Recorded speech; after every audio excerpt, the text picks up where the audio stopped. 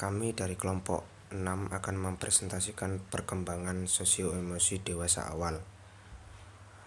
Dengan nama kelompok Muhammad Bangkit, NIM 19090000157 dan Kenalkan, nama saya Evan Dian Tamaki Triansyah, NIM 19090000144. Baik, perkembangan sosio-emosi dewasa awal. Sosio-emosional adalah perubahan yang terjadi pada diri setiap individu dalam warna efektif yang menyertai setiap keadaan atau perilaku individu. Menurut teori Erikson, tahap dewasa awal yaitu mereka di dalam lingkungan umur 20 sampai ke umur 30-an. Temperamen merupakan gaya perilaku dan karakteristik respon emosional yang sifatnya individual. Di masa dewasa awal, sebagian besar individu yang memperlihatkan lebih sedikit perubahan suasana hati dibandingkan ketika remaja. Mereka juga lebih bertanggung jawab dan lebih jarang berperilaku yang mengandung resiko. Kelekatan muncul di masa bayi dan turut memainkan peran penting dalam perkembangan sosio-emosi seseorang. Orang dewasa yang menunjukkan kelekatan yang aman dalam relasi romantisnya dengan pasangan cenderung memiliki kelekatan yang aman pula dengan orang tua pengasuhnya di masa kanak-kanak. Meskipun demikian, dalam studi longitudinal lainnya, kaitan antara gaya kelekatan awal dengan gaya kelekatan di masa selanjutnya diperlemah oleh pengalaman yang menekan dan sangat merugikan, seperti kematian atau ketidakstabilan pengasuh. Ketertarikan, cinta, dan relasi yang akrab. Ketertarikan. Secara keseluruhan, kita memiliki lebih banyak kesamaan dengan dibandingkan ketidaksamaan. Kawan dan kekasih cenderung memiliki sikap, nilai, gaya hidup, dan daya tarik fisik yang menyerupai satu sama lain. Meskipun demikian, ada beberapa karakteristik berlawanan yang mungkin menjadi daya tarik. Orang tertarik dengan orang lain yang memiliki sikap, nilai, dan gaya hidup yang sama. Karena adanya sikap dan nilai, kita memperoleh dukungan jika sikap dan nilai orang lain juga sama dengan kita. Selain itu, orang cenderung menghindari dari sesuatu yang tidak diketahuinya. Kesamaan juga mengimplikasikan bahwa kita akan menikmati melakukan hal-hal dengan orang yang juga menyukai hal-hal yang sama dan memiliki sikap yang sama. Meskipun secara abstrak kita memilih orang yang lebih menarik, dalam kenyataannya kita akhirnya memilih seseorang yang menyerupai level ketertarikan kita sendiri. Cinta melibatkan wilayah perilaku manusia yang luas dan kompleks, menjangkau berbagai relasi yang mencakup persahabatan, cinta romantis, cinta afektif, dan bahkan menurut sejumlah ahli juga melibatkan altruisme, consummate love. Cinta yang romantik juga biasa disebut dengan cinta yang bergairah, karena memiliki elemen seksual dan kekanak-kanakan, dan juga seringkali mendominasi bagian awal suatu hubungan cinta. Jadi, ada peneliti cinta yang terkenal yakni Ellen Bridge 1988 mengatakan bahwa cinta romantik adalah hal yang ia percaya harus kita pahami jika akan mempelajari apa cinta itu sesungguhnya. Cinta yang romantik mencakup jalinan yang rumit dari emosi-emosi yang berbeda, ketakutan, kemarahan, gairah seksual, kesenangan, dan kecemburuan sebagai contoh.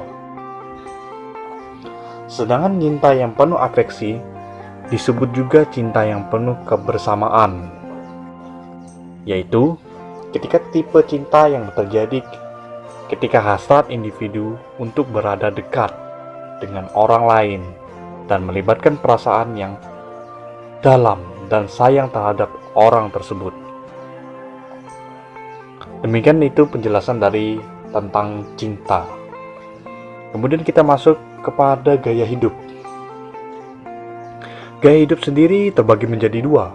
Yang pertama, orang dewasa yang hidup sendiri-sendiri, atau bisa dikatakan hidup sendirilah.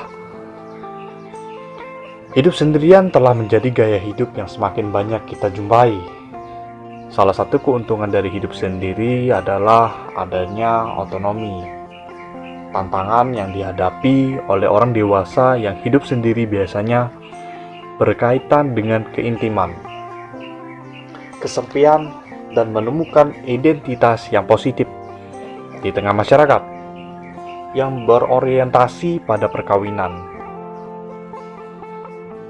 Itu merupakan penjelasan dari orang yang hidup sendiri. Kemudian kita masuk kepada kohabilitas pada orang dewasa.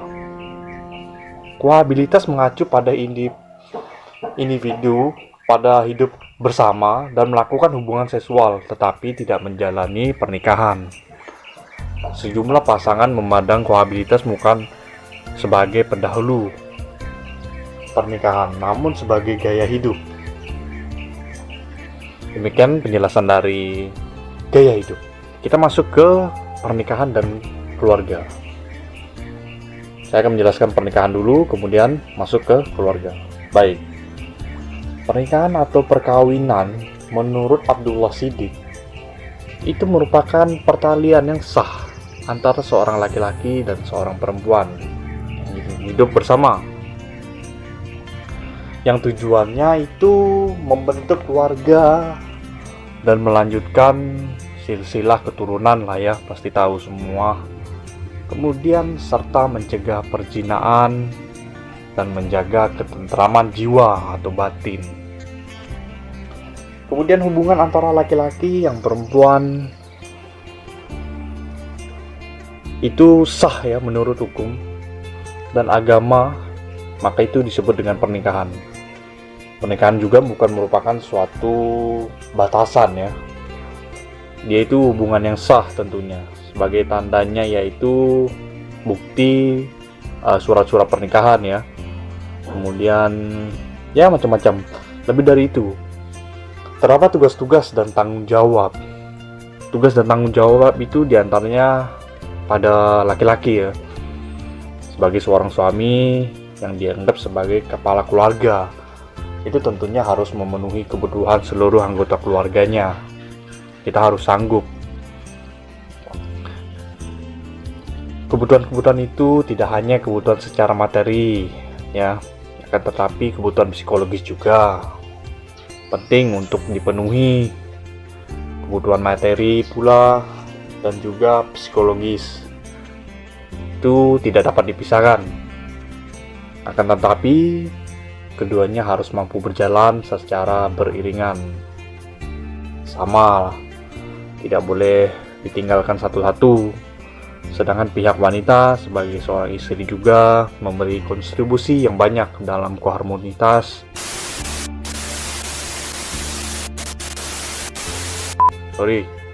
sebuah keluarga. Oke, kemudian secara intim seorang istri juga memiliki tanggung jawab penting, yaitu memberikan kenyamanan dan pelayanan terhadap suami, tentu kepada anak-anaknya juga ya. Kemudian dalam mengurus rumah tangga juga itu merupakan tanggung jawab seorang istri ya. Contoh sederhana ya, kemas-kemas rumah, urus-urus ya, seperti itulah ya. Kemudian kita masuk ke keluarga. Menurut Andy Mapier, dalam psikologi orang dewasa menegaskan bahwa terdapat 3 dorongan yang dimiliki seorang untuk hidup berkeluarga, yaitu kebutuhan material, seksual, dan kebutuhan psikologis. Kebutuhan material dan kebutuhan seksual sudah menjadi hal yang wajar tentunya ya, dan bersifat eksternal. Jadi begini, maksudnya itu kebutuhan itu kan bersifat fisiologis.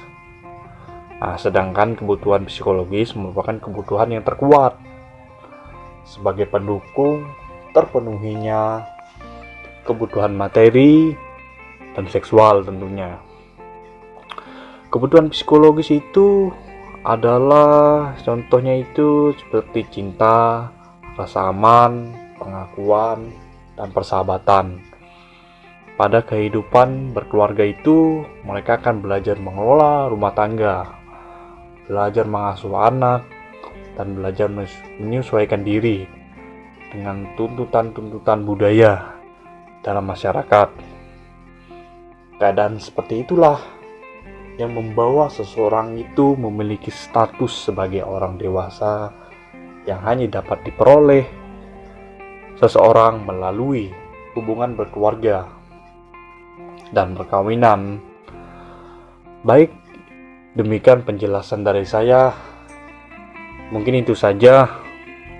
Barangkali teman-teman atau rekan-rekan ingin bertanya sesuatu mengenai penjelasan yang sudah saya jelaskan tadi, bisa di komen di bawah atau bisa DM langsung dengan saya. Demikian. Assalamualaikum warahmatullahi wabarakatuh.